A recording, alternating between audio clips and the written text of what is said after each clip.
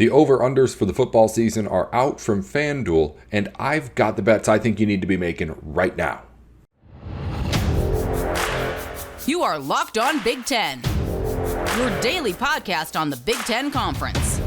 Part of the Locked On Podcast Network, your team every day.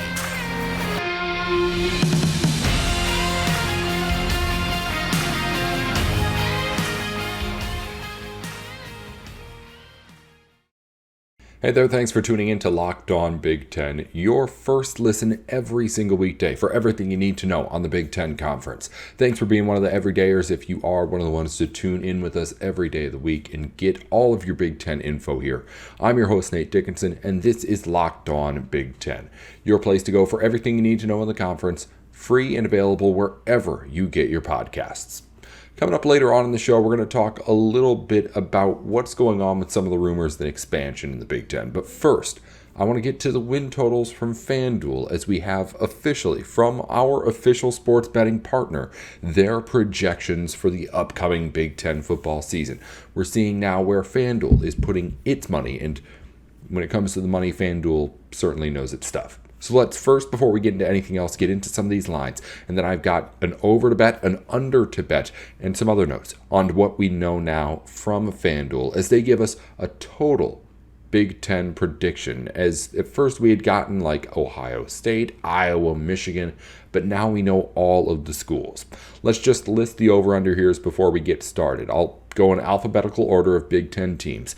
Illinois at 6.5 wins, projected over or under. I'll go faster now. Indiana 3.5, Iowa 7.5, Maryland 7.5, Michigan 10.5, Michigan State 5.5, Minnesota 7.5, Nebraska 6.5, Northwestern 3.5, Ohio State 10.5, Penn State 9.5, Purdue 5.5, Wisconsin 8.5.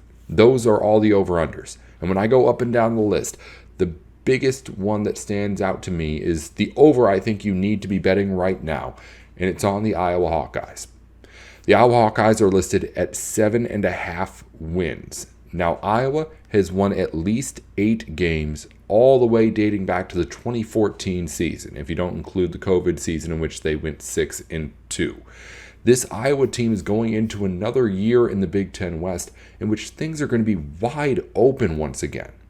And of course, that, as always, means that Iowa could end up in the middle of the pack or even near the bottom. And we've seen plenty from when Iowa plays to suggest that if a couple of other teams in that Big Ten West get a little bit better, they could get left behind in the dust. But at the same time, Iowa is the model of consistency in the Big Ten West.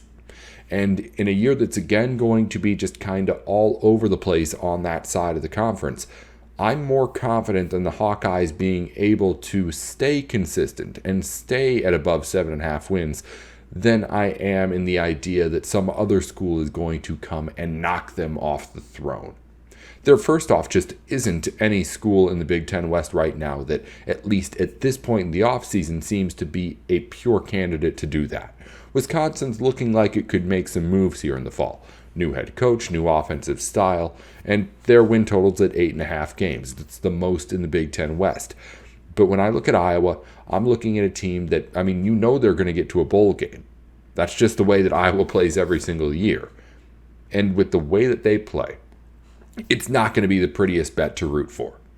And if you end up saying, I'm not going to put myself through the stress of rooting for Iowa football to win games every week, I completely get that. But when I look at the most obvious bet here on either side, over or under here, I think betting Iowa 7.5 is the clearest, safest bet out there. But when you're doing it, you might as well just put the bet in and don't even watch the games, because you know it's going to get ugly if you have to watch Iowa football every single week. And by the way, if you are a guy who is thinking, okay, I'm looking for an over to bet, but I don't want to bet a team as ugly as the Iowa Hawkeyes, may I interest you in the Minnesota Golden Gophers? Team also right at 7.5 wins. Team also in PJ Fleck that has shown in recent years that they're going to be able to play with Iowa and Wisconsin pretty consistently year in and year out. So, if they're able to win a couple of those games that are the ones that Vegas isn't factoring in for, it's an easy over to get to 8 wins for PJ Fleck's team, just because that team's shown the consistency and ability to do it. They're not going to be someone who just lies over. I put them, at least with what they've done recently here and what team they're going to bring to the field again, in the same kind of range as an Iowa, in the effect of that team's going to make a bowl game. And when you think you have that kind of confidence in them, getting yourselves to the 2 more wins to find them 8 wins is just so much easier to do. So I think my safest bet is Iowa over 7.5. But I understand that that's just an ugly bet to put in. So I say if you're looking for that Iowa team that just isn't Iowa, Minnesota Golden Gophers, 7.5 wins too. I think they're just as likely to hit that over as Iowa is. I've got an under for you to bet as well too.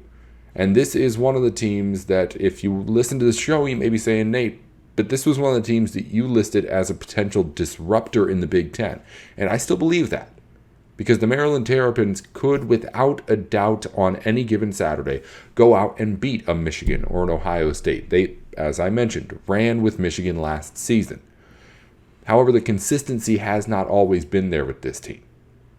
And this team won 8 games last year and was, in my opinion, just about as good as that Maryland team is going to be able to get and do in this conference.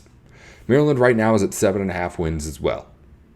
But when you look at that Maryland schedule, that's one that factors in also a game against Ohio State, a game against Michigan, a game against Penn State too.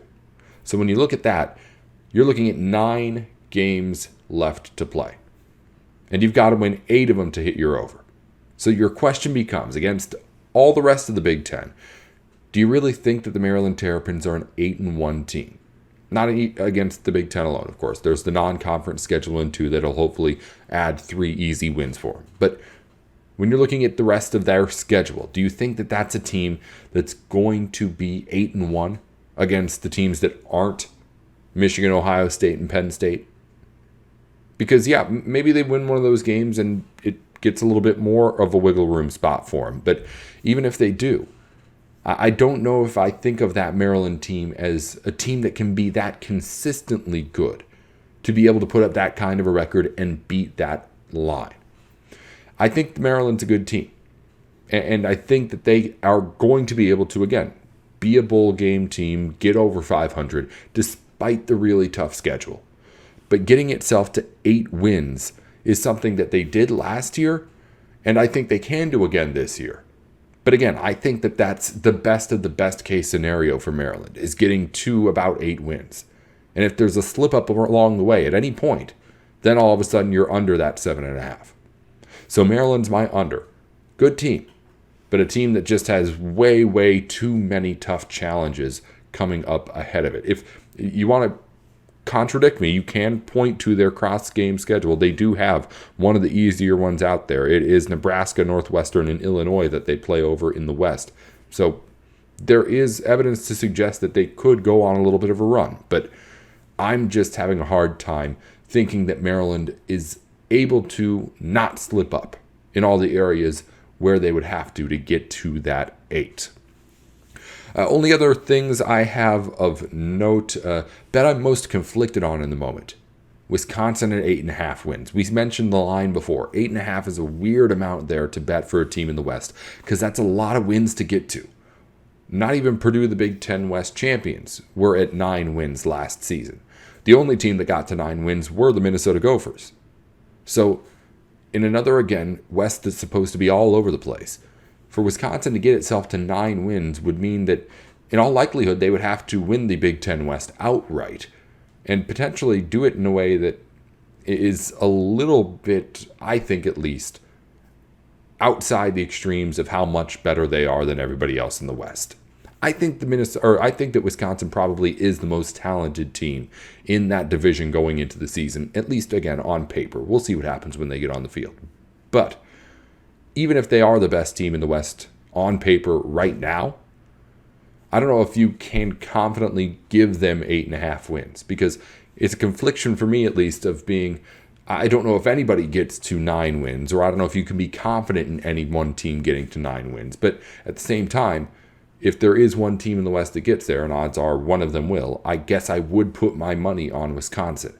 I just don't know where exactly I am on where that puts me at 8.5 wins.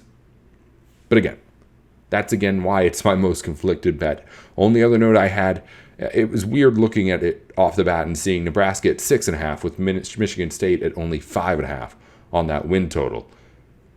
I would bet Nebraska under, Michigan State over, but neither of those quite as confident to me as the other teams that we've listed. That's my look at the lines from FanDuel. We'll talk more about them, I'm sure, as the season gets closer and closer, but just officially released from our partners over at the #1 sportsbook in America at FanDuel. We're going to talk more about football in the Big Ten here in just a minute, as there's more rumors coming out that the Big Ten could be prepping to expand more. What does it mean, if anything? We'll talk about it here in a second on Locked On Big Ten. Before we get to that, though, if you're looking for a delicious snack but don't want all of the sugar and calories, then you need the best tasting protein bar ever built. You gotta try out Built Bar. Built Bars are available online at built.com, where you'll find that they have everything that you want from a protein bar. You're talking about 17 grams of protein without any of the junk, less than 4 net grams of carbs and sugars, and only 130 calories in most of these bars, while also being surrounded by 100% real chocolate and, of course, again, getting you everything that you need to get through the day. Built.com, you can find all of the great bars that they have out there with new flavors coming out all the time. And if you're close to a Sam's Club, you can run in and grab a 13-bar box with our new hit flavors, Brownie Batter Puff and Churro Puff. It's all available over at Built.com, over at your local Sam's Club, and you can also get them at your local Walmart now, too. It's Built Bar. Always growing, been with us here at Locked On for a while, and it's because they're really, really good. Head on over to Built.com and see what we're talking about. All right, let's continue to talk football here, as football is, of course, the thing that's moving expansion, and more rumors coming out from the media, sources, saying that the Big Ten could be looking to add Washington and Oregon right away. And I'm not sure exactly what to make of this. And there's 2 different roads I see myself possibly going down. But before we get to that, I want to at least, of course, get to the official report. This one's from Brett McMurphy. So if you know college football reporting, you know he's a legit name in here. In an interview with 365 Sports, he said that the Big Ten is, quote, ready for takeoff if things were to go in a way in which they need to add, or they could add, Oregon and Washington in an opportunistic way, it seemed. The official phrasing is that those 2 schools have been vetted and cleared to join the Big Ten if the Big Ten ends up deciding to go that route. This, again, coming from Brett McMurphy on a podcast interviewed saying as such, which is, again, in my opinion, something that could go a couple of different ways. Either A, this is nothing. This is just the Big Ten saying, for whatever reason, that yes, we approve of bringing in Washington and Oregon if we decide that we want to. They've been vetted, they've been cleared, we've gone through that process. It's not like they weren't going to be that, right? Like, let's say they go through the process. There's no way there was any sort of anything, really, unless it was something huge, major, that would have made the Big Ten say, no, we don't want those schools anymore. It's been obvious for a pretty long time that the 2 easiest candidates for the Big Ten to snag next, if it wanted to expand more, would be these 2 schools on the West Coast, Washington, Oregon, good football programs, good enough basketball programs, and neighbors to USC and UCLA. This isn't something that's been a secret either, though. So why come out and say that you've vetted and cleared them now, when in reality, again, if you step back and look at it, nothing has happened. We're just talking about what people are talking about.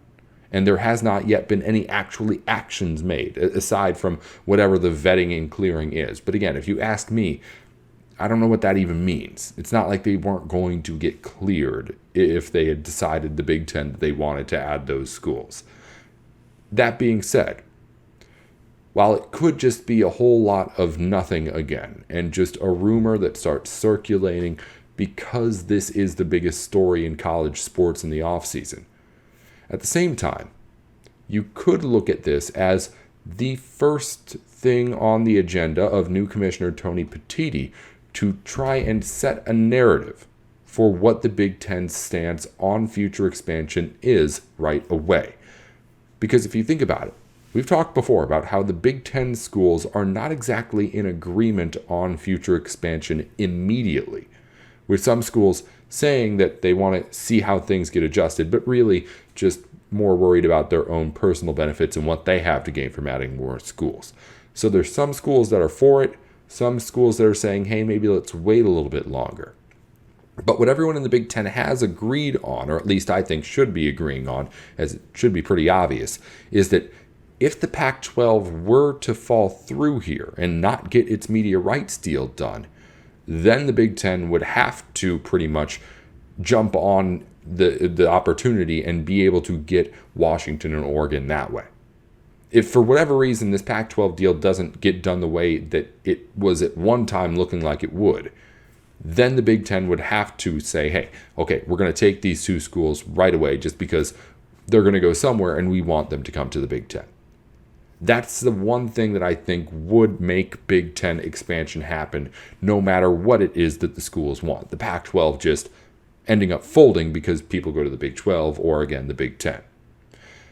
And if you think about it, if that's the message that Tony Petitti wanted the Big Ten to come together on, that's something I think everyone could agree to. And also, when you look at it, that really is all that Brett McMurphy is saying here.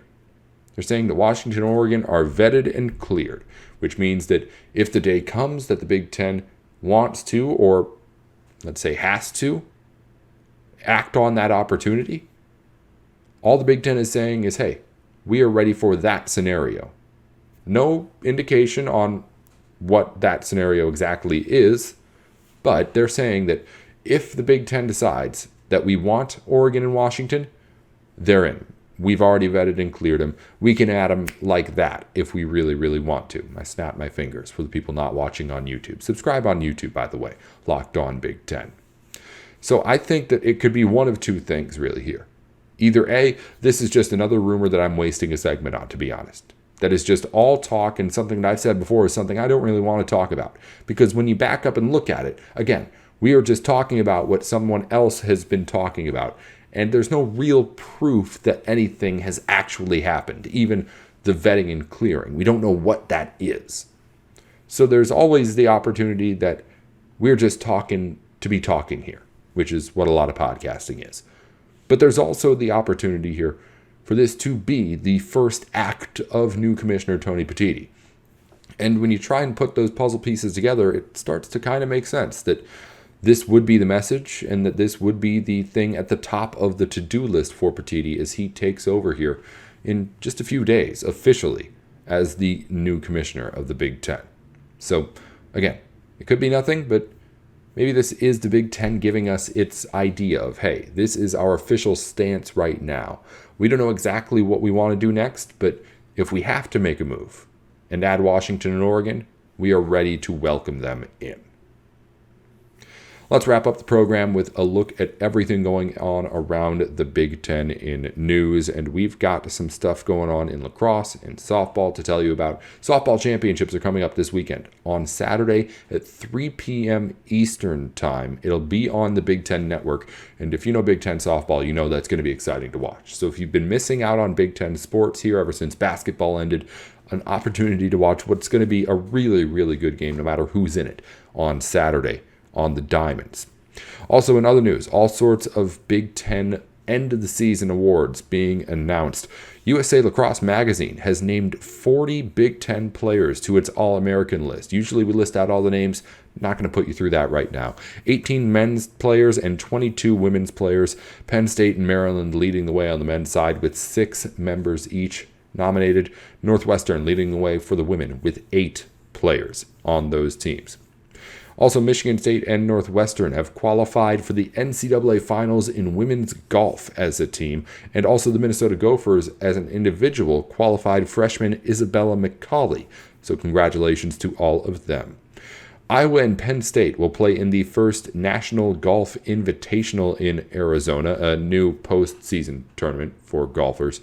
And also 5 Big Ten players were taken in the Premier Lacrosse League draft this week, led off by Maryland's Brett McCarr, the number 3 overall pick to the Atlas.